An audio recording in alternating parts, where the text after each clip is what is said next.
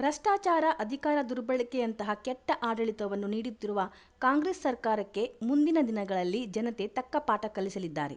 ಸಂಘರ್ಷದಿಂದಲೇ ಹುಟ್ಟಿದ ಬಿಜೆಪಿ ಪಕ್ಷ ಸಂಘರ್ಷಕ್ಕೆ ಇಳಿದರೆ ಏನಾಗಬಹುದು ಎನ್ನುವುದು ಕಾಂಗ್ರೆಸ್ ಅರ್ಥ ಮಾಡಿಕೊಳ್ಳಲಿ ಎಂದು ಮಂಗಳೂರು ಉತ್ತರ ಶಾಸಕ ಭರತ್ ಶೆಟ್ಟಿ ಹೇಳಿದರು.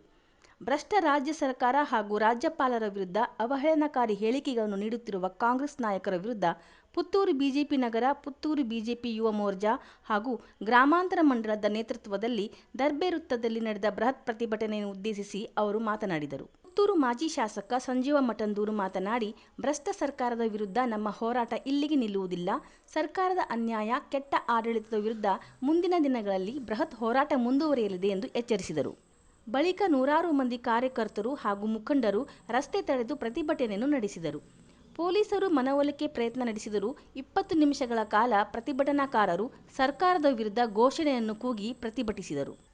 ಈ ಸಂದರ್ಭದಲ್ಲಿ ಗ್ರಾಮಾಂತರ ಮಂಡಲ ಅಧ್ಯಕ್ಷ ದಯಾನಂದ ಶೆಟ್ಟಿ, ಉಜಿರೆಮಾರು ಮುಖಂಡರಾದ ಅರುಣ್ ಕುಮಾರ್ ಪುತ್ತಿಲ, ಆರ್.ಸಿ. ನಾರಾಯಣ್, ಜಿಲ್ಲಾ ಯುವ ಮೋರ್ಚಾ ಕಾರ್ಯದರ್ಶಿ ವಿರೂಪಾಕ್ಷ ಭಟ್, ಸಂತೋಷ್, ಜೀವಂದರ್ ಜೈನ್, ಬುಡಿಯಾ ರಾಧಾಕೃಷ್ಣ ರೈ, ರಾಧಾಕೃಷ್ಣ ಬೋರ್ಕರ್, ಪಿ.ಜಿ. ಜಗನ್ನಿವಾಸರಾವ್, ವಿದ್ಯಾಗೌರಿ, ವಸಂತ ಲಕ್ಷ್ಮಿ, ದಿವ್ಯಾ ಪುರುಷೋತ್ತಮ್, ಮುರಳೀಕೃಷ್ಣ ಅಸಂತಡ್ಕ, ಅಪ್ಪಯ್ಯ ಮಣಿಯಣಿ, ಮೋಹನ್ ದಾಸ್ ಉಕ್ಕಡ, ಡಾ. ಕೃಷ್ಣ ಪ್ರಸನ್ನ, ರಾಜೇಶ್ ಬನ್ನೂರು ಮೊದಲಾದವರು ಉಪಸ್ಥಿತರಿದ್ದರು.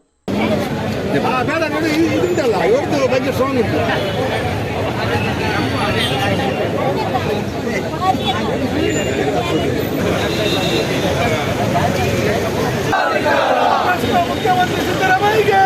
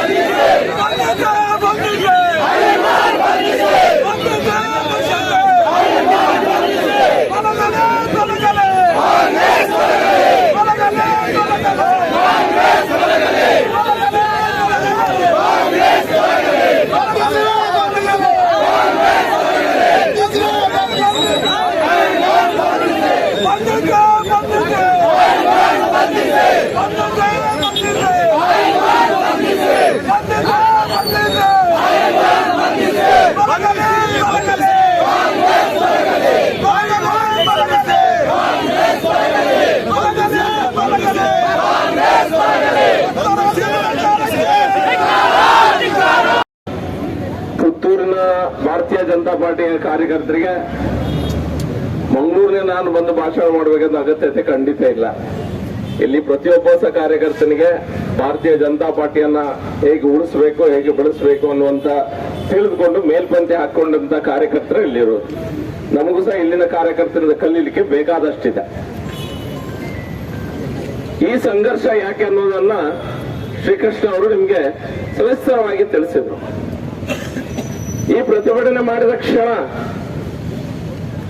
ಕಾಂಗ್ರೆಸ್ನವರು ಅಥವಾ ಪೊಲೀಸ್ನವರು ಮುಂದೆ ಹೋಗಿ ಐವೊಂಡಿಸೋಣ ಮತ್ತೊಬ್ಬನ ಮೇಲೆ ಕೇಸ್ ಹಾಕ್ತಾರೆ ಅನ್ನುವಂತ ನಂಬಿಕೆ ನನಗಿಲ್ಲ, ನಮ್ಗೆ ಯಾರಿಗೂ ಇಲ್ಲ.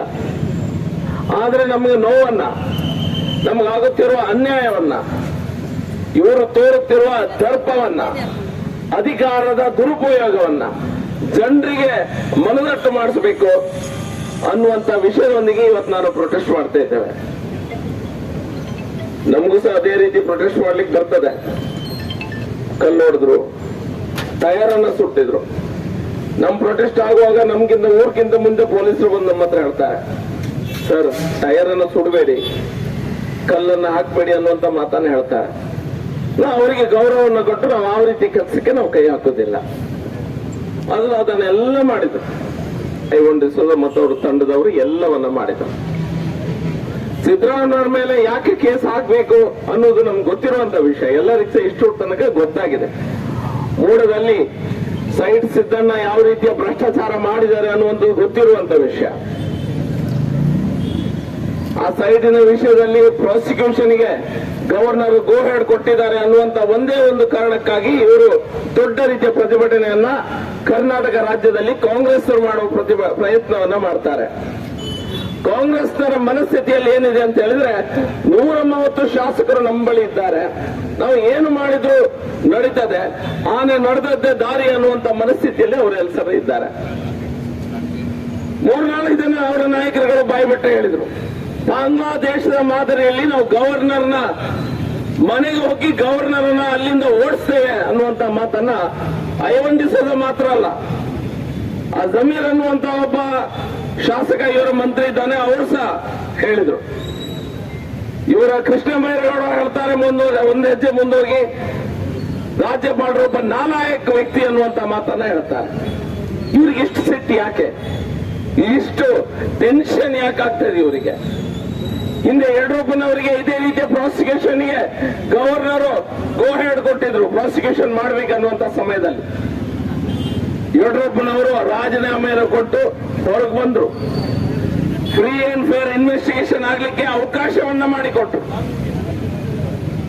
ಅವರು ನಿರಪರಾಧಿ ಆದ್ಮೇಲೆ ಅವರು ಪುನಃ ಮತ್ತೊಂದು ಟರ್ಮ್ನಲ್ಲಿ ಪುನಃ ಮುಖ್ಯಮಂತ್ರಿಯಾಗಿ ಆ ಕುರ್ಚಿಯಲ್ಲಿ ಕೂತರು. ಇವ್ರಿಗೆ ಸಹ ಅದನ್ನೇ ಮಾಡಬಹುದು. ಈಗ ತನ್ನ ಇಡೀ ಜೀವನದಲ್ಲಿ ಭ್ರಷ್ಟಾಚಾರದ ಒಂದು ಕಲೆ ಇಲ್ಲ ಅನ್ನುವಂತ ಮಾತನ್ನ ಸಿದ್ದರಾಮಯ್ಯ ಪ್ರತಿಯೊಂದು ಭಾಷಣದಲ್ಲಿ ಹೇಳ್ತಾರೆ. ಭ್ರಷ್ಟಾಚಾರ ಎಲ್ಲ ಮಾಡುವುದೇ ಇಲ್ಲ, ಅದೆಲ್ಲ ಬಿಡ್ತಾ ಇರ್ತಾರೆ. ಇದೇ ದಿನ ಭ್ರಷ್ಟಾಚಾರ ಮಾಡಲಿಲ್ಲ ಹೌದಾದ್ರೆ ಅಸೆಂಬ್ಲಿಯಲ್ಲಿ ನಾವು ಅವರಿಗೆ ಚಾಲೆಂಜ್ ಮಾಡಿದ್ದೇವೆ, ತೊಡೆ ತಟ್ಟಿ ಕರೆದಿದ್ದೇವೆ, ನಿಮಗೆ ಚಾಲೆಂಜ್ ಮಾಡಿದ್ದೇವೆ, ತಾಕತ್ತಿದ್ರೆ ಮಾತಾಡಿ, ನೀವು ಅಧಿವೇಶನದಲ್ಲಿ ನೀವು ನಿರಪರಾಧಿಯಾಗಿದ್ದು ಹೌದಾದ್ರೆ ತೋರಿಸಿಕೊಡಿ, ಮಾತಾಡಿ, ಇಡೀ ಕರ್ನಾಟಕ ನೋಡ್ತಾ ಇದೆ ನಿಮ್ಮನ್ನ, ಮಾತಾಡುವ ಅವಕಾಶವಂತ ನಾವು ಮಾಡಿಕೊಟ್ಟಿದ್ದೆವು. ಜನ ಓಡಿ ಹೋದರು. ಸಿದ್ದರಾಮಯ್ಯ ಅಲ್ಲಿಂದ ಪಲಾಯನ ಮಾಡಿದ್ರು. ಇವರು ನಮಗೀಗ ಚಾಲೆಂಜ್ ಮಾಡ್ತಾರೆ, ತಾಕತ್ತಿದ್ರೆ ಅದು ಮಾಡಿ, ತಾಕತ್ತಿದ್ರೆ ಇದು ಮಾಡಿ, ತಾಕತ್ತಿದ್ರೆ ಮತ್ತೊಂದು ಮಾಡಿ ಅಂತ. ನಮಗೆ ತಾಕತ್ತು ತುಂಬ ಇದೆ. ಸಂಘರ್ಷದಿಂದ ಹುಟ್ಟಿದಂತ ಸಂಘಟನೆ ಭಾರತೀಯ ಜನತಾ ಪಾರ್ಟಿ. ಪುನಃ ನಮಗೆ ಸಂಘರ್ಷದ ದಾರಿಯನ್ನ ತೋರಿಸುವ ಪ್ರಯತ್ನವನ್ನ ನೀವು ಕಾಂಗ್ರೆಸ್ಸಿಗರು ಮಾಡಬೇಡಿ. ನಾವು ಒಂದು ವೇಳೆ ಸಂಘರ್ಷಕ್ಕೆ ಪೂರ್ತಿಯಾಗಿ ಹೇಳಿದ್ರೆ ಏನಾಗ್ತದೆ, ಮುಂದಿನ ಎಲ್ಲ ಅನಾಹುತಗಳಿಗೆ ನೀವೇ ಕಾರಣರಾಗ್ತೀರಿ. ಪೊಲೀಸ್ ಇಲಾಖೆಯ ದುರ್ಬಳಕೆ ಅನ್ನುವಂತ ಶಬ್ದ ಡೆಫಿನೇಷನ್ ಏನಿದೆ, ಡಿಕ್ಷನರಿ ಮೀನಿಂಗ್ ಅನ್ನ ಇವರು ನಮಗೆ ತೋರಿಸಿಕೊಟ್ಟಿದ್ದು ಕಾಂಗ್ರೆಸ್. ನಾವು ಸಹ ಅಧಿಕಾರ ಮಾಡಿದ್ದೇವೆ. ಸಂಜೀವ್ ಮಠಂದರು ಇಲ್ಲಿ ಶಾಸಕರಾಗಿದ್ರು, ನಾನು ವೇದವಾಸ್ಕ ಮತ್ತು ಹರೀಶ್ ನಾವೆಲ್ಲರೂ ಶಾಸಕರಾಗಿದ್ದೆವು. ನಮ್ಮ ಹತ್ರ ಸಹ ಸರ್ಕಾರ ಇತ್ತು. ಒಬ್ಬ ಕಾಂಗ್ರೆಸ್ ಕಾರ್ಯಕರ್ತರ ಮೇಲೆ ಸುಳ್ಳು ಕೇಸ್ ಹಾಕಲಿಲ್ಲ. ನಾವು ಹಾಕೋದಿಲ್ಲ, ನಮ್ಮ ಜಾಯಮಾನ ಅಲ್ಲ ಅದು, ಹಾಕಲಿಲ್ಲ ನಾವು. ನ್ಯಾಯ ಅನ್ಯಾಯ ಮಾಡಬಾರ್ದು, ನ್ಯಾಯದಲ್ಲೇ ಹೋಗ್ಬೇಕು ಅನ್ನುವಂತ ನಮ್ಮ ಹಿರಿಯರು ಏನು ಹೇಳಿದ್ದಾರೆ ಅದೇ ರೀತಿಯಲ್ಲಿ ಹೋಗಿದ್ದೇವೆ. ಮಾತ್ರ ಈಗ ಸಹ ನಮಗೆ ಯೋಚನೆ ಬರ್ತಾ ಇದೆ, ನಮ್ಗೆ ಇವರಿಂದ ಕಲಿಬೇಕಾದದ್ದು ಅನ್ಯಾಯದ ಪಾಠ ತುಂಬಾ ಇದೆ. ಪುನಃ ನಮ್ಮ ಸರ್ಕಾರ ಬರ್ತದೆ, ಪುನಃ ಈ ಅಧಿಕಾರಿಗಳನ್ನು ಹೇಗೆ ಕೂಡಿಸಬೇಕು ನಮಗೂ ಗೊತ್ತಿದೆ. ಈ ಹಾಕಿ ಪೊಲೀಸ್ ಯಾರಿದ್ದಾರೆ ಒಂದ್ಸತಿ ಯೂನಿಫಾರ್ಮ್ ಅನ್ನು ಮುಟ್ಟಿ ನೋಡ್ಕೊಳ್ಳಿ. ನಾ ಎಲ್ಲ ಕಡೆ ಹೇಳ್ತೇನೆ, ಒಂದು ಕೇಸ್ ಹಾಕ್ಬೋದು. ಯಾರು ಹೇಳಿದ್ರು ಭರತನ ಈ ಗ್ರಾಮಾಂತರ ಒಂದು ಕೇಸ್ ಇದ್ದೀನಿ ಬೂರು ಅಂತ, ಗೊತ್ತಿಲ್ಲ ಹಾಕ್ತಾರ ಇಲ್ವಾ ಅಂತ. ಅಂದ್ರೆ ಎಲ್ಲದಕ್ಕೂ ಕೇಸ್ ಹಾಕ್ತಾರೆ, ಒಂದು ಖುಷಿ ಅವ್ರಿಗೆ ಕೇಸ್ ಹಾಕೋದು ಅಂತ ಹೇಳಿ. ಪೊಲೀಸರು ಸಹ ಒಂದ್ಸತಿ ಯೋಚನೆ ಮಾಡ್ಬೇಕು. ಖಾಲಿ ಜುಜುಬಿ ಟ್ರಾನ್ಸ್ಫರ್ ಆಗ್ತದೆ ಎಂಬಂತ ಹೆದರಿಕೆಯಿಂದ ಈ ಕಾಂಗ್ರೆಸ್ ನಾಯಕರ ಮನೆ ಬಾಗಿಲಲ್ಲಿ ಸಲ್ಯೂಟ್ ಹೊಡೆಯುವಂತ ಒಂದು ಕಷ್ಟದ ಪರಿಸ್ಥಿತಿ ನಮ್ಮ ಪೊಲೀಸ್ ಅಧಿಕಾರಿಗಳಿಗೆ ಬಂದಿದೆ. ಪೊಲೀಸರಲ್ಲಿ ಸಹ ಒಳ್ಳೆಯವರಿದ್ದಾರೆ, ಅವರು ಸಹ ಹೇಳ್ತಾರೆ ಇಂಗ್ಲನ ಮಾರದ ಮರದ ದೆಪ್ಪರು ಇಂಚಿನಕ್ಲು ಪೂರ ಸೇರಿದವರು ಪೊಲೀಸರು ಸಹ ಇದ್ದಾರೆ, ಒಳ್ಳೆಯವರು ತುಂಬಾ ಜನ ಇದ್ದಾರೆ. ಒಳ್ಳೆ ರೀತಿಯ ನಿಯತ್ತಿನ ಪೊಲೀಸ್ ಅಧಿಕಾರಿಗಳಿದ್ದಾರೆ. ಆದ್ರೆ ಮತ್ತೊಮ್ಮೆ ಸರ್ಕಾರಿ ಅಧಿಕಾರಿಗಳು ಎಲ್ಲ ಸಹ ನೆನಪಿಡಬೇಕು. ರೆವಿನ್ಯೂ ಡಿಪಾರ್ಟ್ಮೆಂಟ್ ಅಂತ ಹಿಡಿದು ಪೊಲೀಸ್ ಇಲಾಖೆಯವರೆಗೆ ನಮ್ದು ಸರ್ಕಾರ ಪುನಃ ಬರ್ತದೆ. ಈ ರೀತಿಯ ವರ್ತನೆಯನ್ನ ನೀವು ಏನ್ ನಮ್ಮ ವಿರುದ್ಧ ಮಾಡ್ತಾ ಇದ್ದೀರಿ, ನಮ್ಮ ಮಾತನ್ನ, ನಮ್ಮ ಶಬ್ದಗಳನ್ನ, ನಮ್ಮ ಬಾಯನ್ನ ಮುಚ್ಚಿಸುವ ಪ್ರಯತ್ನ ಏನು ಮಾಡ್ತಿದ್ದೀರಿ, ಅದಕ್ಕೆ ಸರಿಯಾದ ಉತ್ತರ ಇದೆ. ನಿಮ್ಗೆ ಅರ್ಥ ಆಗುವ ರೀತಿಯಲ್ಲಿ ಉತ್ತರ ಕೊಡ್ಲಿಕ್ಕೆ ನಮ್ಮ ಸಮಯ ಬಂದಾಗ ಮಾಡಿ ತೋರಿಸ್ತೇವೆ ಅನ್ನುವ ಮಾತನ್ನು ಸಹ ನಿಮ್ಮ ಮುಂದೆ ಹೇಳಲಿಕ್ಕೆ ಇಚ್ಛಿಸ್ತಾ ಇದ್ದೇನೆ. ಕೇಸ್ ಹಾಕಿದ್ರು ನಮ್ಮ ಮೇಲೆ, ಎಲ್ಲರ ಮೇಲೆ. ನನ್ನ ಮೇಲೆ ಸಹ ಒಂದು ಕೇಸ್ ಹಾಕಿದ್ರು. ರಾಹುಲ್ ಗಾಂಧಿಗೆ ಏನೋ ಹೇಳಿದ್ದೆ ಅಂತ ಹೇಳಿದ್ರು. ರಾಹುಲ್ ಗಾಂಧಿಗೆ ನಾನು ಏನ್ ಮಾಡ್ತೇನೆ ಅಂತ ಹೇಳಲಿಲ್ಲ. ರಾಹುಲ್ ಗಾಂಧಿ ಮಾತನಾಡ್ತಿರುವಂತ ಸಮಯದಲ್ಲಿ ಯಾರಾದ್ರೂ ಆ ಭೂತಕಾಲದಲ್ಲಿ, ಅದು ಭೂತಕಾಲ, ಆ ಸಮಯದಲ್ಲಿ ಯಾರಾದ್ರೂ ಹೋಗಿ ಅವನಿಗೆ ಸ್ವಲ್ಪ ಮಾತಾಡಿಸಿ, ಸ್ವಲ್ಪ ಬುದ್ಧಿ ಹೇಳಿ, ಸ್ವಲ್ಪ ಮಾತಾಡಿಸಿದ್ರೆ ಒಳ್ಳೇದಿತ್ತು ಅನ್ನೋ ಮಾತನ್ನು ಹೇಳಿದೆ ನಾನು. ಇವಾಗ ಭವಿಷ್ಯತ್ ಕಾಲದ ಹೇಳ್ತಾ ಇದ್ದಾನೆ. ಇವರೆಲ್ಲ ಇವ್ರಿಗೆ ಹೇಳೋದಂತ ಹೇಳಿದ್ರೆ ನಾವು ರಾಜ್ಯಪಾಲರ ಮನೆಗೆ ಹೊಕ್ಕಿ ಅವರನ್ನ ಹೊಡಿತೇವೆ, ಅವರನ್ನ ಓಡಿಸ್ತೇವೆ ಅನ್ನುವಂತ ಮಾತನ್ನು ಹೇಳ್ತಾ ಇದ್ದಾರೆ. ಈಗ ಎಲ್ಲರೂ ಕಾಂಪಿಟೇಷನ್ ಅಲ್ಲಿ ಹೇಳ್ತಾ ಇದ್ದಾರೆ. ಸಿದ್ದರಾಮಯ್ಯನ ಭಿಕ್ಷೆ ಪಾತ್ರದಲ್ಲಿ ಐವಂಡಿಸುವ ಭಿಕ್ಷೆ ಬೇಡಿ ಪಡ್ಕೊಂಡಿದ್ದಾರೆ MLC. ಅದಕ್ಕೋಸ್ಕರ ಹೀಗೆ ಮಾತಾಡ್ತಾ ಇದ್ದಾರೆ. ಆದ್ರೆ ಕೇಸ್ ಹಾಕುವಂತ ಧೈರ್ಯ ಪೊಲೀಸರು ಮಾಡ್ತಾ ಇಲ್ಲ. ನಮ್ಮನ್ನೇ ಪೊಲೀಸ್ ಹತ್ರ ಮಾತಾಡಿದೆ ಅಂತ ಕೇಸ್ ಹಾಕ್ತೀರಾ ಇಲ್ವಾ, ಅಥವಾ ಏನಾದ್ರು ಸೆಕ್ಷನ್ ಅನ್ನ ನಿಮ್ಗೆ ಹೇಳಬೇಕನ್ನುವಂತ ಹೇಳಿ ಒಂದು ಸೆಕ್ಷನ್ ಅನ್ನ, ಫೋಟೋವನ್ನ, ಭಾರತ ನಿಯಮ ಸಂಹಿತೆ ಏನಿದೆ ಅದರ ಪ್ರಕಾರ ಇರುವಂತ ಆಕ್ಟ್ ಕ್ಲಾಸ್ ಎಲ್ಲ ಸೇರಿ ವಾಟ್ಸ್ಆಪ್ ಮಾಡಿದೆ ನಾನು ಕಮಿಷನರ್ಗೆ, DCP ಅವರಿಗೆ ವಾಟ್ಸ್ಆಪ್ ಮಾಡಿದೆ. ನಿಮ್ಗೆ ಏನಾದ್ರು ಅಗತ್ಯ ಇದ್ರೆ ಹೇಳಿ, ಇದೆಲ್ಲ ಒಂದು ಕ್ಲಿಯರ್ ಕಟ್ ಆಗಿದೆ. ಗವರ್ನರ್ ಮನೆಗೆ ಹೋಗಿ ಅವರನ್ನು ಅಲ್ಲಿಂದ ಓಡಿಸ್ತೇನೆ ಅಂತ ಹೇಳಿದ್ರೆ ಎಕ್ಸಾಕ್ಟ್ ಆಗಿ ನಿಮ್ಗೆ ಯಾವ ಕೇಸ್ ಹಾಕ್ಬೋದು ಅನ್ನುವಂತ ವಿಷಯ ಇದೆ, ಹಾಕಿ ಅನ್ನುವಂಥದ್ದನ್ನು ಹೇಳಿದೆ. ಇಲ್ಲ, ನಾವು ಅದನ್ನ ಹೇಳಿದಾಗ ಮಿತ್ರ ಶ್ರೀಕೃಷ್ಣ ಅವ್ರು ಲೀಗಲ್ ಸೆಲ್ಗೆ ಕಳಿಸ್ಬೇಕು, ಪುನಃ ಅವರ ಇದು ಬೇಕು, ಅವರಿಂದ ಆರ್ಡರ್ ಬರಬೇಕು, ನಂತರ FIR ಹಾಕೋದು, ಅದು ದೊಡ್ಡ ಸ್ಟೋರಿ ಅಂತ ಹೇಳಿದ. ನನ್ನ ಮೇಲೆ ಕೇಸ್ ಆಗೋಗಿ ನಡು ರಾತ್ರಿಯಲ್ಲಿ ಒಬ್ಬ ಕಾರ್ಪೊರೇಟರ್ ತಂದು ನಿಲ್ಲಿಸಿ ಕೇಸ್ ಹಾಕ್ಸಿದ್ರು. ಒಂದು ದಿನದ ಸಮಯ ಕೊಡ್ಲಿಲ್ಲ, FIR ಹಾಕ್ಲಿ. ನಾನು ಇಲ್ಲದಿದ್ದಂತ ಕೇಸ್ ಒಂದಿತ್ತು, ನಾ ಸ್ಪಾಟ್ ಅಲ್ಲೇ ಇರಲ್ಲ. ಆದ್ರೂ ಸಹ ಆ ಜನೋತ್ಸವ ಶಾಲೆಯ ಕೇಸಲ್ಲಿ ನನ್ನ ಮೇಲೆ ಪುನಃ FIR ಹಾಕ್ತಾರೆ.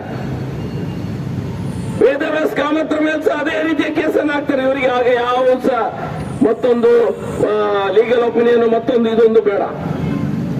ಹರೀಶ್ ಮುಂಜಾರವರ ಮನೆಗೆ ರಾತ್ರಿ ಪೊಲೀಸನ್ನ ಕಳಿಸ್ತಾರೆ. ಇವರಿಗೆ ಆಗ ಸಹ ಇದೆಲ್ಲ ಬೇಡ. ಇವರಿಗೆ ಏನೇ ಲೀಗಲ್ ಒಪಿನಿಯನ್, ಮತ್ತೊಂದು ಇದೊಂದು ಬೇಡ. ಅದು ಇವ್ರು ಮಾಡಿದಾಗ, ಇವ್ರು ರಸ್ತೆಗೆ ಒಂದು ಕಲ್ಲು ಹೊಡೆದಾಗ, ಇವ್ರು ರಸ್ತೆಗೆ ಒಂದು ರಾಜ್ಯಪಾಲರನ್ನ ಥ್ರೆಟ್ ಮಾಡಿದಾಗ, ಇವ್ರು ಟೈರಿಗೆ ಬೆಂಕಿ ಹಚ್ಚಿದಾಗ ನಾವು ಅವ್ರ ಮೇಲೆ ಕೇಸ್ ಆಗಿ ಅಂತ ಹೇಳಿದ್ರೆ ನಮ್ಮ ಮೇಲೆ ಪುನಃ ಕೇಸ್ ಹಾಕ್ಲಿಕ್ಕೆ ಹೊರಟಿದ್ದಾರೆ. ಈಗ ಪುನಃ ಎಲ್ಲಾ ಕಡೆ ರಸ್ತೆ ತಡೆ ಮಾಡಿ ನಾವು ಏನು ಪ್ರೊಟೆಸ್ಟ್ ಮಾಡ್ತಾ ಇದ್ದೇವೆ, ಎಲ್ಲಾ ಕಡೆ ಪೊಲೀಸ್ ಹೇಳಿದ್ದಾರೆ ರಸ್ತೆ ತಡೆ ಮಾಡಿದ್ರೆ ನಿಮ್ಮ ಮೇಲೆ ಕೇಸ್ ಹಾಕ್ತೇವೆ, ನಿಮ್ಮ ಮೇಲೆ ಈ ಸೆಕ್ಷನ್ ಅನ್ನ ಮೂವ್ ಮಾಡ್ತೇವೆ. ಸುಳ್ಳಿನಲ್ಲಂತೂ ಬಹುಶಃ ಕಾಂಗ್ರೆಸ್ನವರದ್ದು ಏನೋ ಒಂದು ಮೆರವಣಿಗೆ ಇದೆ ಅನ್ನುವಂತ ಕಾರಣಕ್ಕಾಗಿ ಅಲ್ಲಿ ಪ್ರೊಟೆಸ್ಟ್ ಮಾಡ್ಲಿಕ್ಕೆ ಸಹ ಬಿಡ್ಲಿಲ್ಲ. ಇವತ್ತು ಪ್ರೊಟೆಸ್ಟ್ ಮಾಡ್ಲಿಕ್ಕೆ ಬಿಡ್ಲಿಲ್ಲ. ನನ್ನ ಕ್ಷೇತ್ರದಲ್ಲಿ ಸಹ ಆಗ್ತಾ ಇದೆ ಪ್ರೊಟೆಸ್ಟ್. ಅಲ್ಲಿ ಸಹ ಹೇಳಿದ್ದಾರೆ, ನೀವು ಒಂದು ವೇಳೆ ಪ್ರೊಟೆಸ್ಟ್ ಮಾಡಿದ್ರೆ ನಾವು ನಿಮ್ಮ ವಿರುದ್ಧ ಕೇಸ್ ಹಾಕ್ತೇವೆ ಅನ್ನುವಂತ ಮಾತನ್ನು ಹೇಳಿದ್ದಾರೆ. ಅದಕ್ಕೆ ನಾನು ಹೇಳಿದ್ದೆ, ಸಂಘರ್ಷದಿಂದ ಹುಟ್ಟಿದಂತ ಪಕ್ಷ, ಸಂಘಟನೆ ನಮ್ದು. ನಿಮ್ದು ಕೇಸ್ಗಳಿಗೆಲ್ಲ ಬಾಯಿ ಮುಚ್ಚಿಕೊಂಡು ಕುಳಿತುವಂತ ಜಾಯಮಾನ ನಮಗಿಲ್ಲ. ನೀವು 10-15 ಕೇಸ ಎಷ್ಟು ಬೇಕಾದ್ರೂ ಹಾಕಿ, ಹೋರಾಟ ಯಾವ ರೀತಿ ಮಾಡಬೇಕು ಇದು ನಿಮ್ಗೆ ಖಾಲಿ ಟ್ರೇಲರ್ ಅನ್ನ ತೋರಿಸ್ತಾ ಇದ್ದೇವೆ. ಸರಿಯಾದ ಹೋರಾಟ ಇನ್ನು ಮುಂದೆ ನೀವು ಸರಿ ದಾರಿಗೆ ಬರೆದಿದ್ರೆ ದೊಡ್ಡ ರೀತಿಯ ಹೋರಾಟವನ್ನ ನಿಮ್ಮ ಮನೆ ಮುಂದೆ ಮಾಡಬೇಕಾಗ್ತದೆ ಅನ್ನುವಂಥದ್ದನ್ನ ನಾನು ಹೇಳಿಕೆ ಇಚ್ಛಿಸ್ತಾ ಇದ್ದೇನೆ. ಮೊನ್ನೆ ಇಲ್ಲೇ ಪುತ್ತೂರಿನ ಕಾಂಗ್ರೆಸ್ನವರೆಲ್ಲ ಸೇರಿ ನನ್ನ ವಿರುದ್ಧ ಸ್ವಲ್ಪ ಪ್ರತಿಭಟನೆ ಮಾಡಿದ್ರು. ನೋಡ್ತಾ ಇದ್ದೆ ನಾನು, ವಿಡಿಯೋ ನೋಡ್ತಾ ಅಂದ್ರೆ ಕಾಂಪಿಟೇಷನ್, ಒಬ್ಬರಿಗಿಂದ ಒಬ್ಬ, ಅಂದ್ರೆ ಎಲ್ಲರೂ ಜಿಲ್ಲಾ ಪಂಚಾಯತಿಗೆ ಟ್ರೈ ಮಾಡ್ತಾ ಇದ್ದಾರೆ. ಅದರಲ್ಲಿ ಒಬ್ಬರಿಗಿಂದ ಒಬ್ಬ ಕಾಂಪಿಟೇಷನ್. ಭರತ್ ಶೆಟ್ಟಿ ಹುಚ್ಚ, ಭರತ್ ಶೆಟ್ಟಿ ಅದು, ಭರತ್ ಶೆಟ್ಟಿ ಇದು. MLA ಸೀಟ್ ಅಂತೂ ಕೊಡುದಿಲ್ಲ. ಅವನು ಅಶೋಕ್ ರೈ ತುಂಬಾ ಸ್ಮಾರ್ಟ್ ಇದ್ದಾರೆ. ಅವ್ರು ಇವರಿಗೆ ಒಬ್ಬನಿಗೆ MLA ಸೀಟ್ ಅಂತೂ ಖಂಡಿತ ಸಿಕ್ಕುದಿಲ್ಲ, ಬಿಡುವುದಿಲ್ಲ ಜನ. ಉಳಿದದ್ದೇನಾದ್ರೂ ಈಗ ಕಾರ್ಪೊರೇಷನ್ ಮತ್ತೆ ಇಲ್ಲಿದು ಪಂಚಾಯತ್, ಜಿಲ್ಲಾ ಪಂಚಾಯತಿಗೆ ಟ್ರೈ ಮಾಡ್ತಾ ಇದ್ದಾರೆ. ಮಾತಾಡಿದ್ರು, ತುಂಬಾ ಮಾತಾಡಿದ್ರು. ಅವ್ರು ಹಾಗೆ ಮಾಡಿದ್ರು, ಅವ್ರು ಹೀಗೆ ಮಾಡಿದ್ರು, ಅವರಿಗೆ ಭಾಷೆ ಇಲ್ಲ, ಅವರಿಗೆ ಅಜ್ಞಾನ, ಅದು ಇದೆಲ್ಲ ಹೇಳಿದ್ರು. ನಾನು ಏನು ಬೇಸರ ಮಾಡುದಿಲ್ಲ. ಅವರ ಸ್ವಾಮಿ ಏನು ರಾಹುಲ್ ಗಾಂಧಿಯನ್ನ ಏನವರು ಮೆಚ್ಚಿಸಬೇಕು ಆ ಪ್ರಯತ್ನವನ್ನ ಮಾಡ್ತಾ ಇದ್ದಾರೆ. ಇವರು ಗುರುಗಳು ಸ್ವಾಮಿ ರಾಹುಲ್ ಗಾಂಧಿ ಇವರದ್ದೆಲ್ಲ ಗುರುಗಳು, ನಾನು ಒಪ್ಕೊಳ್ತೇನೆ. ಇವರದ್ದೆಲ್ಲ ಗುರುಗಳು ರಾಹುಲ್ ಗಾಂಧಿ. ರಾಹುಲ್ ಗಾಂಧಿ ನಿನ್ನೆ ಒಂದು ಸ್ಟೇಟ್ಮೆಂಟ್ ಕೊಡ್ತಾನೆ, ಮಿಸ್ ಇಂಡಿಯಾ ಕಾಂಪಿಟೇಷನ್ ಆಗಿದೆ, ಇದರಲ್ಲಿ ದಲಿತರು ಇಲ್ವಾ, ರಿಸರ್ವೇಶನ್ ಇಲ್ವಾ ಅನ್ನುವಂತ ಮಾತನ್ನು ಹೇಳುವವ ಇವ ರಾಹುಲ್ ಗಾಂಧಿ. ಇವರದೆಲ್ಲ ಬಾಸ್. ಇವರಿಗೆ ನಾನು ಪುನಃ ಬೈಯುವಂತ ಅವಶ್ಯಕತೆನೇ ಇಲ್ಲ. ಇಷ್ಟು ಹೇಳಿದ್ರೆ ಸಾಕು, ಜನರಿಗೆ ಗೊತ್ತಾಗ್ತದೆ ಅವರ ಹಿಂಬಾಲಕರು ಹೇಗಿರ್ಬೋದು ಅನ್ನುವಂಥದ್ದನ್ನ. ಇವರಿಗೆ ಬಾಂಗ್ಲಾದೇಶ ಬಾಂಗ್ಲಾದೇಶ ಬಾಂಗ್ಲಾದೇಶ ಅನ್ನುವಂಥದ್ದಿಗೆ ಅಭ್ಯಾಸ ಆಗಿ ಹೋಗಿದೆ. ಬಾಂಗ್ಲಾದೇಶದ ವಿಷಯ ಬಂದಾಗ ಅಲ್ಲಿರುವಂತಹ ಹಿಂದೂಗಳ ಮೇಲೆ ಯಾವ ರೀತಿಯ ದೌರ್ಜನ್ಯ ಆಗ್ತದೆ, ಒಬ್ಬನೇ ಒಬ್ಬ ಕಾಂಗ್ರೆಸ್ನವ ಇಷ್ಟ ತನಕ ತುಡಿಪಿಟಕ ಅನ್ನುವಂತ ಧೈರ್ಯವನ್ನ ತೋರಿಸ್ತಿಲ್ಲ. ಇವರು ಮನೆಗೆ ಬಾಂಬ್ ಬಿದ್ದಾಗೆ ಮೈ ಮೇಲೆ ಚೇಳು ಬಿಟ್ಟ ಹಾಗೆ ಇಲ್ಲಿ ನಾಯಿ ಕುಡಿದಾಗ ಕುಣಿತಾರೆ ಇವರೆಲ್ಲ. ಆದ್ರೆ ಹಿಂದೂಗಳ ಮಾರಣ ಹೋಮ ಆದಾಗ ಒಂದೇ ಒಂದು ಸೌಜನ್ಯಕ್ಕೆ ಹಾಗಾಗಬಾರ್ದಿತ್ತು, ಹಿಂದೂಗಳು ಈ ಸ್ಥಿತಿ ಬರಬಾರ್ದಿತ್ತು ಎಂಬ ಸೌಜನ್ಯಕ್ಕಾಗಿ ಮಾತಾಡುವಂತ ಧೈರ್ಯ ಈ ರಾಹುಲ್ ಗಾಂಧಿ ಆಗ್ಲಿ ಇವನ ಹಿಂಬಾಲಕರಾಗಿ ಒಬ್ಬನೇ ಒಬ್ಬ ಕಾಂಗ್ರೆಸ್ ನಾಯಕ ನೀವು ಯಾರಾದ್ರೂ ಅದರ ವಿರುದ್ಧ ಮಾತಾಡಿದ್ರೆ ನಾವು ತೋರಿಸಿ. ಯಾಕೆ ಹಿಂದೂಗಳ ಜೀವ ನಿಮ್ಗೆ ಅಷ್ಟು ಸಹ ಚೀಪ್ ಆಗಿ ಹೋಗಿದೆ? ನಮ್ಮ ಹೆಣ್ಮಕ್ಕಳನ್ನ ಅತ್ಯಾಚಾರ ಮಾಡಿ ತೋಡಿಗೆಸಿದ್ದಾರೆ, ಅತ್ಯಾಚಾರ ಮಾಡಿ ತೋಡಿಗೆಸಿದ್ದಾರೆ. ಒಬ್ಬನೇ ಒಬ್ಬ ಅದು ಸುದ್ದಿ ಮಾತಾಡುವುದಿಲ್ಲ. ದೂರ ದೇಶ ಆಯ್ತು, ಬಾಂಗ್ಲಾದೇಶ ದೂರ ದೇಶ. ನಮ್ಮ ದೇಶದ ನಮ್ಮ ಹೆಣ್ಣು ಮಕ್ಕಳ ಮೇಲೆ ಹಿಂದೂಗಳ ಮೇಲೆ ಅತ್ಯಾಚಾರ ಆದಾಗ ಒಬ್ಬ ವ್ಯಕ್ತಿ ಮಾತಾಡುವುದಿಲ್ಲ. ಮ್ಯಾಕ್ಸಿಮಮ್ ಏನು ಹೇಳ್ತಾರೆ ಅಂತ ಹೇಳಿದ್ರೆ ಸರಿಯಾದ ಶಿಕ್ಷೆ ಆಗಬೇಕು ಅನ್ನೋದಂತ ಹೇಳ್ತಾರೆ ವಿನ ಆ ರೇಪ್ ಮಾಡಿದ ಅವನ ಹೆಸರು ಹೇಳಲಿಕ್ಕೆ ಹೆದರಿಕೆ, ಯಾಕಂದ್ರೆ ಅವನ ಜಾತಿ ಹೊರಗೆ ಬರ್ತದೆ, ಅವನು ಯಾವ ಧರ್ಮದವನು ಅಂತ ಗೊತ್ತಾಗ್ತದೆ.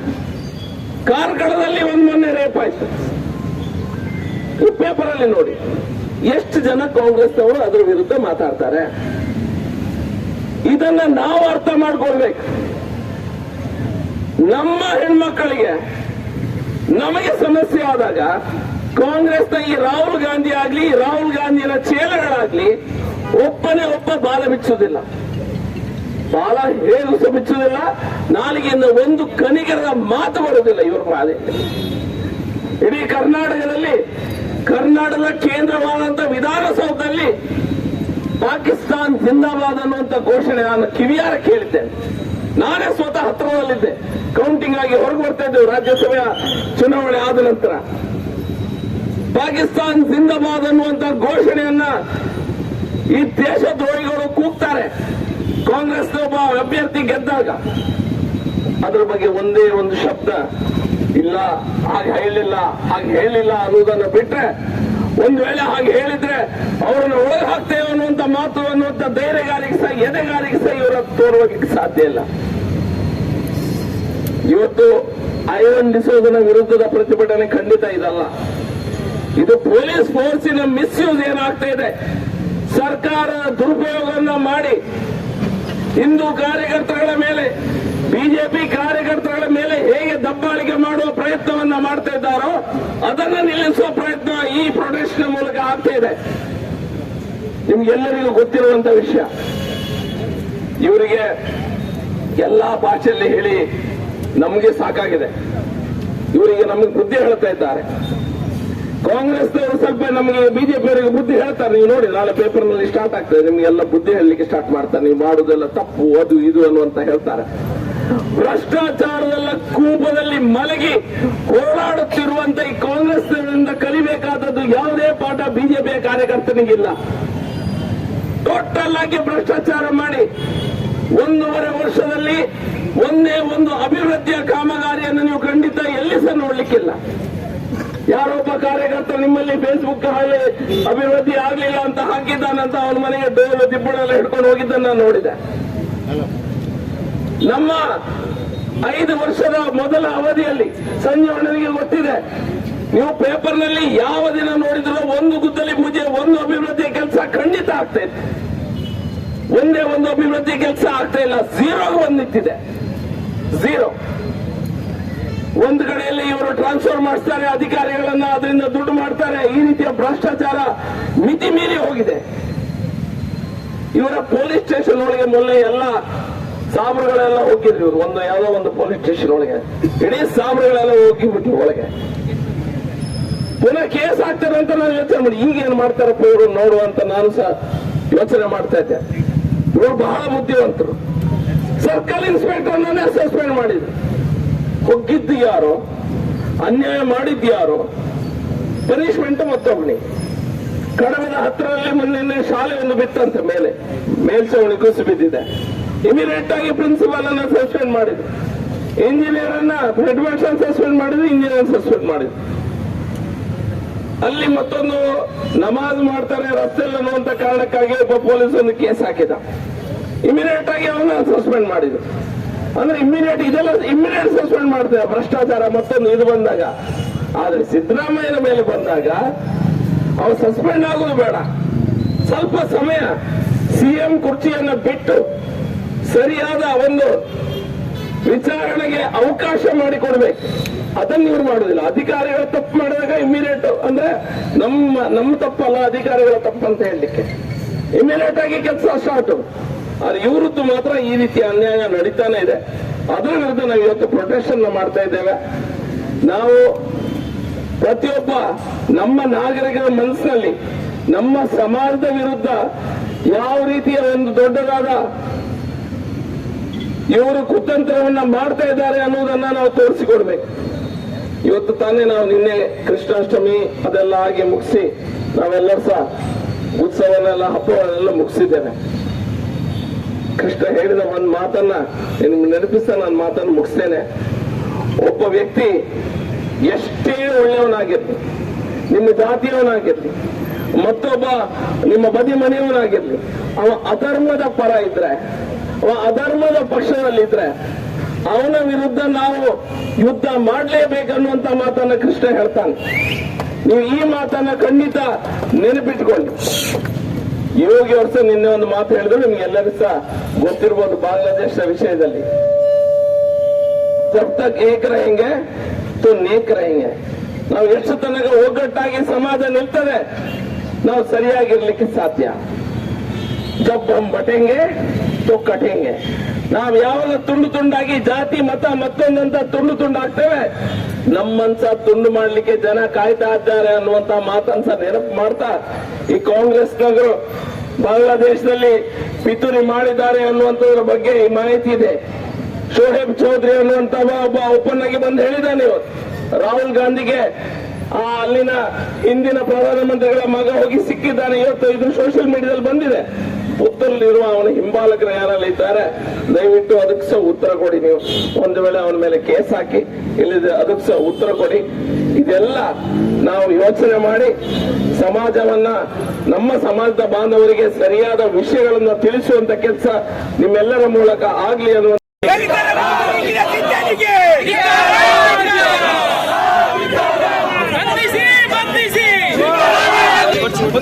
ಕಳೆದ 17 ತಿಂಗಳಿಂದ ಆಡಳಿತ ಮಾಡುತ್ತಿರುವಂತ ಕಾಂಗ್ರೆಸ್ ಸರ್ಕಾರದ ಆ ಬ್ರಹ್ಮಾಂಡ ಭ್ರಷ್ಟಾಚಾರದ ವಿರುದ್ಧ ಇವತ್ತು ಭಾರತೀಯ ಜನತಾ ಪಾರ್ಟಿ ಮೈಸೂರು ಚಲೋ ಕಾರ್ಯಕ್ರಮ, ಅದೇ ರೀತಿಯಲ್ಲಿ ಇಡೀ ರಾಜ್ಯದ ಪ್ರತಿ ವಿಧಾನಸಭಾ ಕ್ಷೇತ್ರದಲ್ಲಿ ಇವತ್ತು ಪ್ರತಿಭಟನೆ ಮಾಡುವ ಮುಖಾಂತರ ಇವತ್ತು ಆ ಭ್ರಷ್ಟಾಚಾರದ ವಿರುದ್ಧ ಇವತ್ತು ಯಾರ್ಯಾರು ಇವತ್ತು ಆ ರಾಜ್ಯಪಾಲರಿಗೆ ಇವತ್ತು ಅನ್ಯಾಯ ಆಗೋ ರೀತಿಯಲ್ಲಿ, ರಾಜ್ಯಪಾಲರ ಸಾಂವಿಧಾನಿಕ ಹುದ್ದೆಗೆ ಅಗೌರವ ತರುವ ರೀತಿಯಲ್ಲಿ ಮಾತಾಡಿದಾರೋ ಅವರ ವಿರುದ್ಧ ಇವತ್ತು ಎಫ್ಐಆರ್ ದಾಖಲಿಸಬೇಕು, ಅವರ ವಿರುದ್ಧ ಕಾನೂನು ಕ್ರಮ ತಗೊಳ್ಬೇಕು ಅಂತೇಳಿ ಭಾರತೀಯ ಜನತಾ ಪಾರ್ಟಿ ಯುವ ಮೋರ್ಚಾದ ವತಿಯಿಂದ ಇವತ್ತು ಇಲ್ಲಿ ಒಂದು ಪ್ರತಿಭಟನೆಯನ್ನು ಹಮ್ಮಿಕೊಂಡಿದೆ.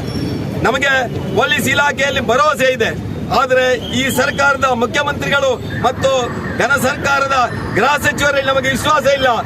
ಪೊಲೀಸರ ಆ ಮಾತಿಗೆ ಇವತ್ತು ಮನ್ನಣೆ ಕೊಟ್ಟು ಇವತ್ತು ನಮ್ಮ ಪ್ರತಿಭಟನೆಯನ್ನು ಇವತ್ತು ಇಲ್ಲಿಗೆ ಸ್ಥಗಿತಗೊಳಿಸ್ತಾ ಇದ್ದೇವೆ.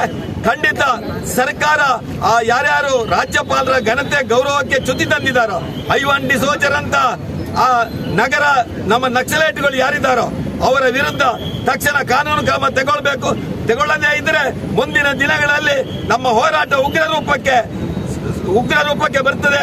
ಆ ಉಗ್ರ ರೂಪದ ಪ್ರತಿಭಟನೆ ಎದುರಿಸಲಿಕ್ಕೆ ಸರ್ಕಾರ ಸಜ್ಜಾಗುತ್ತಿದ್ರೆ, ತಯಾರಾಗಿದ್ರೆ ಖಂಡಿತ ನಾವು ಮುಂದಿನ ದಿನಗಳಲ್ಲಿ ಬೀದಿಗಿಳಿದು ಹೋರಾಟ ಮಾಡಲಿಕ್ಕೆ ಎಲ್ಲ ಕಾರ್ಯಕರ್ತರು ರೆಡಿಯಾಗಿದ್ದೇವೆ ಅನ್ನುವಂಥ ಸಂದೇಶವನ್ನು ಕೊಡ್ತಾ ಇವತ್ತು ಈ ಒಂದು ಕಾರ್ಯಕ್ರಮಕ್ಕೆ ನಮಗೆ ಪೊಲೀಸ್ ಇಲಾಖೆ ಬಹಳಷ್ಟು ಸಹಕಾರ ಮಾಡಿದೆ. ಬಹುಶಃ ಪೊಲೀಸ್ ಇಲಾಖೆಯ ಖಾಕಿಗೆ ಗೌರವ ಕೊಟ್ಟು ನೀವು ಮುಂದಿನ ದಿನಗಳಲ್ಲಿ ಬಹುಶಃ ನ್ಯಾಯಯುತವಾಗಿ ವರ್ತಿಸ್ತೀರಿ, ಸರ್ಕಾರದ ಕೈಗೊಂಬೆಯಾಗಿ ವರ್ತಿಸುವುದಿಲ್ಲ ಎನ್ನುವಂತ ಭರವಸೆಯ ನೆಲೆಯಲ್ಲಿ ನಮ್ಮ ಇವತ್ತಿನ ಈ ಒಂದು ಪ್ರತಿಭಟನೆಯನ್ನು ವಾಪಸ್ ತಗೊಳ್ತಾ ಇದ್ದೇವೆ ಅಂತ ಹೇಳುವಂತ ಮಾತನ್ನು ಈ ಮಾಧ್ಯಮದಲ್ಲಿ ಹೇಳ್ತಾ ಇದ್ದೇವೆ. ಸರ್ಕಾರ ಅಧಿಕಾರಕ್ಕೆ ಬಂದು 15 ತಿಂಗಳು ಕಳೆದರೂ ಕೂಡ ಪ್ರತಿಯೊಂದು ವಿಚಾರದಲ್ಲಿ ಕೂಡ ಪ್ರತಿಯೊಂದು ದಿವಸ ಕೂಡ ಒಂದೊಂದು ಹಗರಣಗಳಲ್ಲಿ ಮನೆ ಮಾತಾಗಿದೆ. ಈ ಒಂದು ಕಾಂಗ್ರೆಸ್ ಸರ್ಕಾರ ಜನರನ್ನ ಎಲ್ಲಿಗೆ ತಂದು ನಿಲ್ಲಿಸಿದೆ ಅಂತ ಹೇಳಿದ್ರೆ, ವಾರಕ್ಕೆ ಕನಿಷ್ಠ 3 ದಿವಸ ಆದ್ರೂ ಕೂಡ ಪ್ರತಿಪಕ್ಷದ ಕಾರ್ಯಕರ್ತರು ಅಥವಾ ಜನರನ್ನ ಬೀದಿಗಿಳಿಸುವಂತಹ ಕೆಲಸವನ್ನ ಈ ಒಂದು ಕಾಂಗ್ರೆಸ್ ಸರ್ಕಾರ ಇವತ್ತು ಮಾಡ್ತಾ ಇದೆ. ಬಂಧುಗಳೇ, ನಮಗೆಲ್ಲರಿಗೆ ಕೂಡ ತಿಳಿದಿರುವ ಹಾಗೆ ಪರಿಶಿಷ್ಟ ಪಂಗಡ, ಪರಿಶಿಷ್ಟ ಜಾತಿಯವರನ್ನ ವಿಶ್ವಾಸಕ್ಕೆ ತೆಕ್ಕೊಂಡು ಅವರ ಅಭಿವೃದ್ಧಿಗೋಸ್ಕರ ಶ್ರಮಿಸ್ತೇವೆ ಅಂತೇಳಿ ಹೇಳಿ ಮೊಂಟು ಭರವಸೆಗಳನ್ನು ಕೊಟ್ಟು ಕಣ್ಣಿಗೆ ಮಣ್ಣನ್ನು ಎರಚುವಂತಹ ಗ್ಯಾರಂಟಿಗಳನ್ನು ಕೊಟ್ಟು ಅಧಿಕಾರಕ್ಕೆ ಬಂದಿರುವಂತಹ ಕಾಂಗ್ರೆಸ್ ಮೊದಲನೇದಾಗಿ ಪರಿಶಿಷ್ಟ ಪಂಗಡಕ್ಕೆ ಸಂಬಂಧಿಸಿದಂತಹ ವಾಲ್ಮೀಕಿ ನಿಗಮದ ಹಗರಣದ ಮೂಲಕ ಮನೆ ಮಾತಾಗಿ ಸುಮಾರು 187 ಕೋಟಿ ರೂಪಾಯಿಯನ್ನ ನುಂಗಿ ನೀರನ್ನು ಕುಡಿದಿದೆ. ಹಾಗೆ ನಿಮಗೆಲ್ಲರಿಗೆ ತಿಳಿದಿರುವ ಹಾಗೆ ಮೈಸೂರು ಅರ್ಬನ್ ಡೆವಲಪ್ಮೆಂಟ್ ಅಥಾರಿಟಿ ಮೋಡ, ಇದರ ಒಂದು ಬಹುದೊಡ್ಡ ಹಗರಣದಲ್ಲಿ ಕಾಂಗ್ರೆಸ್ ಶಾಮೀಲಾಗಿದೆ. ಇದಕ್ಕೋಸ್ಕರ ರಾಜ್ಯದ ಬಿಜೆಪಿ ರಾಜ್ಯಾಧ್ಯಕ್ಷರಾಗಿರ್ತಕ್ಕಂಥ BY ವಿಜೇಂದ್ರ ಅವರು ಈ ಆಗಸ್ಟ್ ತಿಂಗಳ ಮೊದಲನೇ ವಾರದಲ್ಲಿ ಮೈಸೂರು ಚಲೋದ ಮೂಲಕ ಇದನ್ನ ಬಿಜೆಪಿ ತೀವ್ರವಾಗಿ ಸಿದ್ದರಾಮಯ್ಯ ಅವರ ರಾಜೀನಾಮೆಗೋಸ್ಕರ ಒತ್ತಾಯಿಸಿ ಖಂಡಿಸಿತ್ತು. ಆದರೂ ಕೂಡ ನಿಲ್ಲದ ಈ ಹಗರಣ ಸರಿಸುಮಾರು ಈ ಒಂದು ಬಂಧುಗಳೇ, ಈ ಒಂದು ಹಗರಣದ ವಿಷಯ ಏನಂತ ಹೇಳಿದ್ರೆ, ಈ ಒಂದು ಹಗರಣದಲ್ಲಿ ಸುಮಾರು 4,000 ಕೋಟಿ ರೂಪಾಯಿಯನ್ನ ಕಾಂಗ್ರೆಸ್ ನುಂಗಿ ನೀರು ಕೊಡಿದಿದೆ. ಇದಕ್ಕೆ ಪ್ರಮುಖವಾಗಿ ಈ ಒಂದು ಹಗರಣದಲ್ಲಿ 14 ಸೈಟ್ಗಳನ್ನ ಸಿದ್ದರಾಮಯ್ಯನವರ ಹೆಂಡತಿ ಹೆಸರಲ್ಲಿ ಅದನ್ನ ಮಾಡಿಕೊಂಡಿದ್ದಾರೆ. ಇಷ್ಟೊಂದು ಹಗರಣಗಳನ್ನು ಕಳೆದರೂ ಕೂಡ ಈ ಒಂದು ಹಗರಣದ ತನಿಖೆ ಆಗಬೇಕು ಅಂತೇಳಿ ಹೇಳಿ ಗಲವೆತ್ತ ರಾಜ್ಯಪಾಲರು ಇದನ್ನ ಪ್ರಕರಣವನ್ನ ಇದನ್ನ ಪೊಲೀಸ್ ತನಿಖೆಯನ್ನು ಮಾಡಬೇಕು ಅಂತೇಳಿ ಹೇಳಿ ರಾಜ್ಯಪಾಲರು ಸೂಚನೆಯನ್ನು ಕೊಡ್ತಾರೆ. ಈ ಒಂದು ಸೂಚನೆಯ ಮೇರೆಗೆ ಈ ಒಂದು ಸೂಚನೆ ಕಾಂಗ್ರೆಸ್ನ ನಾಯಕರಿಗೆ ನುಗ್ಗಲಿಕ್ಕಾಗದಂತ ತುತ್ತಾಯಿತು. ಇದಕ್ಕೋಸ್ಕರ 17ನೇ ತಾರೀಕು ಆಗಸ್ಟ್ 17ನೇ ತಾರೀಕು ರಾಜ್ಯಪಾಲರು ಆದೇಶಿಸಿದ ಕೂಡಲೇ ಇಡೀ ರಾಜ್ಯದಲ್ಲಿ ಕಾಂಗ್ರೆಸ್ ಪ್ರತಿಭಟನೆಯನ್ನ ಹಮ್ಮಿಕೊಳ್ತಾರೆ. ಇದೇ ರೀತಿಯಾಗಿ ದಕ್ಷಿಣ ಕನ್ನಡ ಜಿಲ್ಲೆಯಲ್ಲಿ ಕಾಂಗ್ರೆಸ್ 19ನೇ ತಾರೀಕು ಬೆಳಿಗ್ಗೆ ಮಂಗಳೂರಿನ ಮಹಾನಗರ ಪಾಲಿಕೆ ಎದುರು ಪ್ರತಿಭಟನೆಯನ್ನು ಹಮ್ಮಿಕೊಳ್ತದೆ. ಈ ಒಂದು ಪ್ರತಿಭಟನೆಯನ್ನು ಮಾಡುವುದರ ವೇಳೆಯಲ್ಲಿ ಕಾಂಗ್ರೆಸ್ನ ನಾಯಕ ವಿಧಾನ ಪರಿಷತ್ನ ಸದಸ್ಯ ಐವನ್ ಡಿಸೋಜಾ ಅವರು ಮಾತಾಡ್ತಾ ಏನ್ ಹೇಳ್ತಾರೆ ಅಂತ ಹೇಳಿದ್ರೆ, ರಾಷ್ಟ್ರಪತಿಗಳಿಗೆ ಎಚ್ಚರಿಕೆಯನ್ನು ಕೊಡ್ತಾರೆ. ಮೊದಲಿಗೆ ಏನು ಅಂತ ಹೇಳಿದ್ರೆ, ನಮ್ಮ ಕರ್ನಾಟಕದ ರಾಜ್ಯಪಾಲರನ್ನ ನೀವು ವಾಪಸ್ ತಗೊಳ್ಬೇಕು. ಒಂದು ವೇಳೆ ನೀವು ವಾಪಸ್ ತಗೊಳ್ಳದೇ ಇದ್ದಲ್ಲಿ ಬಾಂಗ್ಲಾದೇಶ ಮಾದರಿಯಲ್ಲಿ ರಾಜ್ಯಪಾಲರ ಕಚೇರಿಗೆ ನುಗ್ಗಿ ಅವರನ್ನು ಓಡಿಸ್ತೇವೆ ಅಂತ ಹೇಳ್ತಕ್ಕಂಥ ವಿಚಾರವನ್ನು ಹೇಳ್ತಾರೆ. ಬಂಧುಗಳೇ, ಆಲೋಚನೆ ಮಾಡಿ, ಈ ದೇಶದಲ್ಲಿ ಅತ್ಯಂತ ಒಂದು ಘನವಾದ ಸ್ಥಾನ ಇರುವಂತದ್ದು ಈ ದೇಶದ ರಾಷ್ಟ್ರಪತಿಗಳಿಗೆ ಮತ್ತು ರಾಜ್ಯದಲ್ಲಿ ರಾಜ್ಯಪಾಲರಿಗೆ. ಅವರನ್ನೇ ನಾವು ಕಚೇರಿಗೆ ನುಗ್ಗಿ ಬಡಿದು ಓಡಿಸ್ತೇವೆ ಅಂತ ಹೇಳಿದ್ರೆ, ಬಾಂಗ್ಲಾ ಮಾದರಿಯಲ್ಲಿ ಬಡಿದೋಡಿಸ್ತೇವೆ ಅಂತ ಹೇಳಿದ್ರೆ, ಇದೊಂದು ಎಂತ ಘೋರವಾಗಿರ್ತಕ್ಕಂಥ ಅಸಂವಿಧಾನಿಕವಾಗಿರತಕ್ಕಂಥ ಹೇಳಿಕೆ ಅಂತೇಳಿ ನಾವು ಯೋಚನೆಯನ್ನು ಮಾಡಬೇಕು. ಇದನ್ನ ವಿರೋಧಿಸಲಿಕ್ಕೆ ಭಾರತೀಯ ಜನತಾ ಪಾರ್ಟಿ ಮತ್ತು ಬಿಜೆಪಿ ಯುವ ಮೋರ್ಚಾದ ಕಾರ್ಯಕರ್ತರು ಅದೇ ದಿವಸ ಸಂಜೆ 19ನೇ ತಾರೀಕಿಗೆ ಸಂಜೆ ಬರ್ಕೆ ಪೊಲೀಸ್ ಸ್ಟೇಷನ್ಗೆ ಹೋಗಿ ಕೇಸನ್ನು ದಾಖಲಿಸಲಿಕ್ಕೆ ಹೇಳ್ತಾರೆ. ಕೇಸನ್ನ ಯಾವುದೇ ರೀತಿಯಲ್ಲಿ ದಾಖಲಿಸಿಕೊಳ್ಳೋದಿಲ್ಲ ಪೊಲೀಸ್ ಇಲಾಖೆ. ಅದೇ ಸಂದರ್ಭದಲ್ಲಿ ಯುವ ಮೋರ್ಚಾದ ತಂಡದವರು ನಾವು ಅಲ್ಲಿ ಮುತ್ತಿಗೆಯನ್ನು ಹಾಕಲಿಕ್ಕೆ ಎದುರಾಗ್ತೇವೆ. ಇದನ್ನ ಕಂಡ ಪೊಲೀಸ್ ಇಲಾಖೆಯವರು ನಾವು ಕಾನೂನು ತಜ್ಞರ ಸಲಹೆಯನ್ನು ಪಡೆದುಕೊಂಡು 20ನೇ ತಾರೀಕು ಸಂಜೆ ಒಳಗೆ ಕೇಸನ್ನು ದಾಖಲಿಸ್ತೇವೆ ಅಂತ ಹೇಳ್ತಕ್ಕಂಥ ಮೊಂಡು ಭರವಸೆಯನ್ನು ಪೊಲೀಸ್ ಇಲಾಖೆ ಕೊಡ್ತದೆ. 20ನೇ ತಾರೀಕಿನವರೆಗೆ ನಾವು ಕಾದು ಬಿಜೆಪಿ ಯುವ ಮೋರ್ಚಾ ಬಿಜೆಪಿ ಮತ್ತು ಬಿಜೆಪಿ ಯುವ ಮೋರ್ಚಾದ ಕಾರ್ಯಕರ್ತರು ನಾವು ಅದಕ್ಕೆ ಅವ್ರು ಹೇಳಿದ ಪೊಲೀಸರಿಗೆ ನಂಬಿಕೊಂಡು ನಾವು ಅದಕ್ಕೆ ಕಾದೆವು. 21ನೇ ತಾರೀಕಿಗೆ ಕೇಸನ್ನು ದಾಖಲಿಸದೇ ಇರುವಾಗ ಇಡೀ ಯುವ ಮೋರ್ಚಾ ಎಲ್ಲಾ ಮಂಡಲಗಳಿಂದ ಎಲ್ಲಾ ವಿಧಾನಸಭಾ ಕ್ಷೇತ್ರಗಳಿಂದ ಹೋಗಿ ಬರ್ಕೆ ಸ್ಟೇಷನ್ಗೆ ಮುತ್ತಿಗೆ ಹಾಕುವುದು ಅಂತ ಹೇಳಿ ನಿರ್ಧಾರ ಮಾಡಿದೆವು. ಆದ್ರೆ ಕೂಡ ಯಾವುದೇ ರೀತಿಯಾದಂತಹ ಪ್ರತಿಕ್ರಿಯೆ ಇರಲಿಲ್ಲ. ಇನ್ನೂ ಕೂಡ ಕಾನೂನಿನ ಸಲಹೆಯನ್ನ ಪೊಲೀಸರು ಪಡ್ಕೊಳ್ತಾನೆ ಇದ್ರು. ಇಡೀ ಎಲ್ಲಾ ವಿಧಾನಸಭಾ ಕ್ಷೇತ್ರದಿಂದ ಜಿಲ್ಲೆಯಲ್ಲಿ ಪ್ರತಿಭಟನೆ ಮಾಡುವುದನ್ನ ಪೊಲೀಸ್ ಇಲಾಖೆ ಅರಿತು ಆ ದಿವಸ ಅವರು ಏನ್ ಮಾಡಿದ್ರು ಅಂತ ಹೇಳಿದ್ರೆ ಬಿಜೆಪಿಯ ಜಿಲ್ಲೆಯ ಪ್ರಮುಖರನ್ನು ಮತ್ತು ಯುವ ಮೋರ್ಚಾದ ಪ್ರಮುಖರನ್ನ ಮಾತ್ರ ಬರ್ಕೆ ಸ್ಟೇಷನ್ಗೆ ಕರೀತಾರೆ. ನೀವು ಮುತ್ತಿಗೆಯನ್ನು ಮಾಡಬೇಡಿ, ನಾವು ಎಫ್ಐಆರ್ ಅನ್ನು ದಾಖಲಿಸ್ತೇವೆ ಅಂತ ಹೇಳ್ತಾರೆ. ಆ ದಿವಸ ಕರೆದ್ರು ಕೂಡ ನಮ್ಮ ಪ್ರಮುಖರಲ್ಲಿ ಅವರು ಹೇಳುವುದೇನಂತ ಹೇಳಿದ್ರೆ ನಮಗೆ ಇನ್ನೂ ಕೂಡ ಕಾನೂನು ತಜ್ಞರ ಸಲಹೆಯನ್ನು ನಮಗೆ ಇನ್ನೂ ಕೂಡ ಸಿಗಲಿಲ್ಲ ಕೇಸನ್ನು ಹಾಕ್ಲಿಕ್ಕೆ ಅಂತ ಹೇಳಿ. ಎಷ್ಟು ದಿವಸ ಬೇಕು ಈ ಕಾನೂನಿನ ಸಲಹೆಯನ್ನು ತೆಗೆದುಕೊಳ್ಳಲಿಕ್ಕೆ? ಆ ದಿವಸ ಕೂಡ ನಮ್ಮ ಕಾರ್ಯಕರ್ತರನ್ನ ವಾಪಸ್ ಕಳಿಸುವಂತ ಮುತ್ತಿಗೆಯನ್ನ ಆದ್ರೂ ಕೂಡ ಮತ್ತೊಂದು ದಿವಸ ಟೈಮ್ ಅನ್ನ ಕೇಳ್ತಾರೆ. 22ನೇ ತಾರೀಕಿನ ಒಳಗಾಗಿ ನಾವು ಕೇಸನ್ನು ದಾಖಲಿಸ್ತೇವೆ, ಎಫ್ಐಆರ್ ಅನ್ನು ದಾಖಲಿಸ್ತೇವೆ ಅಂತ ಹೇಳಿ ಪೊಲೀಸ್ ಇಲಾಖೆಗೆ ನಾವು ಗೌರವವನ್ನು ಕೊಟ್ಟು ನಾವು ಆ ದಿವಸ ವಾಪಸ್ ಆಗ್ತೇವೆ.